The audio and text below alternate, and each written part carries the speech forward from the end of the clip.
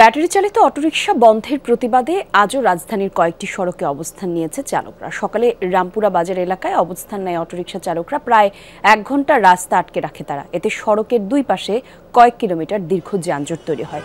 পরে পুলিশ ঘটনাস্থলে এসে চালকদের বুঝিয়ে রাস্তা থেকে সরিয়ে দেয়। এরপর স্বাভাবিক হয় যান চলাচল। এ নিয়ে হাতিরঝিল থানার ওসি জানান, সড়কে বিশৃঙ্খলা তৈরি হওয়ার অটোরিকশাগুলোকে ধীরে ধীরে মূল সড়ক থেকে সরিয়ে দেওয়া হচ্ছে, তবে পুরোপুরি বন্ধ হচ্ছে না। বলেন, গতকাল মিরপুরের বিক্ষোভের ঘটনার জের ধরে রামপুরায় জড়ো হয় চালকরা, তবে তাদের বুঝিয়ে ঘটনাস্থল থেকে সরিয়ে দেওয়া হয়েছে।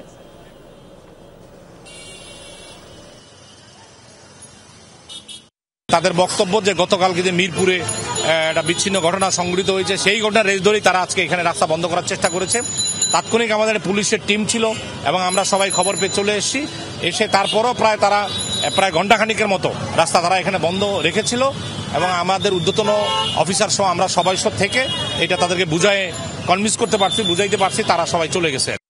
সিলন ফ্যামিলি ব্লেন্ডের কড়ালিকার আর সতেজ সাদের পারফেক্ট ব্লেন্ডে স্বপ্নেরা মেলুক টানা। দর্শক, এ বিষয়ে আরো কিছু বিস্তারিত তথ্য আমরা জানবো। আমাদের দুই সহকর্মী আমাদের সঙ্গে যুক্ত হবেন। আমরা শুরুতেই যেতে চাই রামপুরার ডিআইটি সড়ক এলাকায়। সেখান থেকে আমাদের সহকর্মী শাকিল হাসান আমাদের সঙ্গে ইতিমধ্যে যোগ দিয়েছেন। শাকিল, একটু জানাবেন এখনকার পরিস্থিতি কেমন দেখতে পাচ্ছেন? অটোরিকশা চালকরা এখনো রাস্তায় অবস্থান করছেন কিনা একটু জানাবেন আমাদের।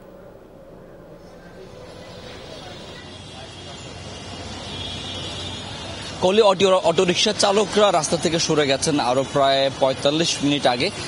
এখন যান চলাচল একেবারেই স্বাভাবিক। আপনি দেখতে পাচ্ছেন আমার পেছনে আইনশৃঙ্খলা বাহিনীর সদস্যরা কিন্তু আছেন এবং তারা সকাল থেকে এখানে এসছেন যখন শ্রমিকরা রাস্তায় নেমে সড়ক অবরোধ করে রেখেছেন। এই সড়ক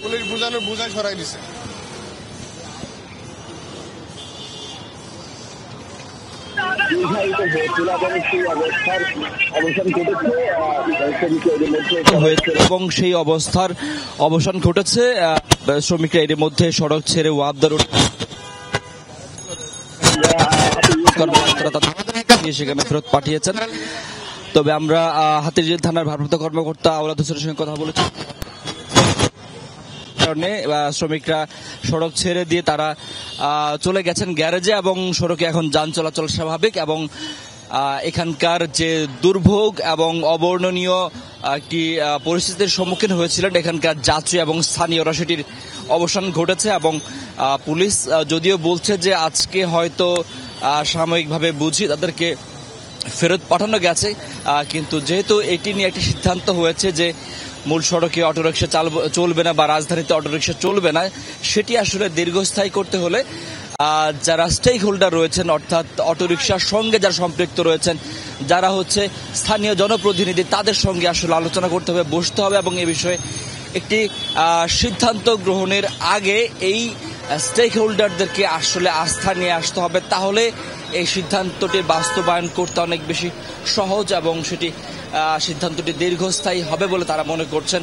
পাশাপাশি যাত্রীরা বলছেন 2 দিন পর পর এই ধরনের অচলাবস্থা এবং ধর্মঘট এবং রাস্তা অবরোধের কারণে যে তাদের যে দুর্ভোগে পড়তে হয়, এটি আসলে অবর্ণনীয়। এ থেকে তারা পরিত্রাণ চাচ্ছেন। ধন্যবাদ আপনাকে শাকিল আমাদের সঙ্গে যোগ দেওয়ার জন্য। দর্শক, এই একই ঘটনায় আরো বেশ কয়েক জায়গায় প্রতিবাদ করছিলেন অটোরিকশা চালকরা এবং আমাদের সহকর্মী আখলাকুস সাফা এর মধ্যে আমাদের সঙ্গে যুক্ত হয়েছেন। তিনি আছেন নতুন বাজার এলাকায়। সাফা, একটু জানতে চাই আপনার কাছে, আপনি যেখানে আছেন সেখানকার পরিস্থিতি কেমন দেখতে পাচ্ছেন? পুলিশের উপস্থিতি অথবা যারা অটোরিকশা চালক আছেন তারা আসলে মূলত কি বলছেন? আপনার পেছনে আমি অনেকেই দেখতে পাচ্ছি, একটু জানাবেন আমাদের বিস্তারিত অবস্থা।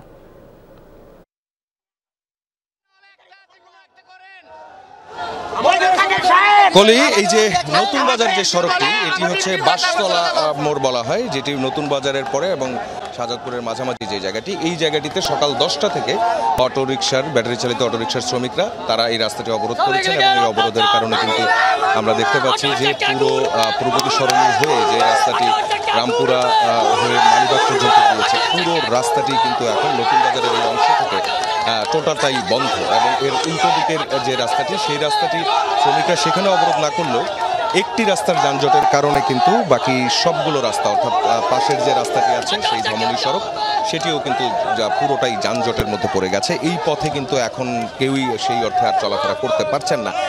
বিক্ষুব্ধ যে অটোরিকশা চালকরা তাদের যে দাবি অথবা তাদের যে তারা যা চান সেটি হচ্ছে তাদেরকে হুট করে অটোরিকশা বন্ধ করে দেওয়াতে তাদের রুটি রুজির উপর আঘাত করেছে এবং তারা যেটি বলছেন তাদের হয় কর্মসংস্থান করে দিতে হবে অথবা তাদেরকে রিক্সা চালানোর অনুমতি দিতে হবে। এবং এটিও বলা হচ্ছে যে এই ব্যাটারি চালিত অটোরিকশা এত বছরে এর সংখ্যা এতটাই বেড়েছে এবং এর সঙ্গে জীবিকা নির্বাহের এতগুলো পরিবারের সঙ্গে যুক্ত হয়েছে।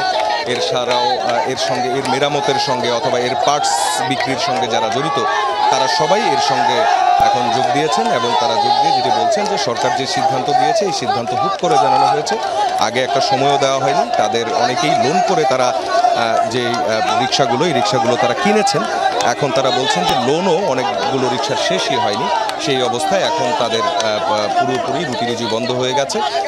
এটাই কিন্তু মূলত তাদের দাবি। আমরা দেখতে পাচ্ছি যে সকাল থেকেই পুলিশ কিন্তু চতুর্দিকে ঘিরে রেখেছে এবং ওই পাশ পর্যন্ত আন্দোলনটাকে কোনোভাবেই যেতে দেওয়া হয়নি, কিন্তু তারপরও আসলে ফল পাওয়া যায়নি, কারণ দুই দিকেই এখন রাস্তায় জ্যাম এবং আশেপাশের যে কানেক্টিং রোডগুলো আছে সেগুলো কিন্তু এরই মধ্যে বন্ধ হয়ে আছে। অনেক ধন্যবাদ আপনাকে সাফা।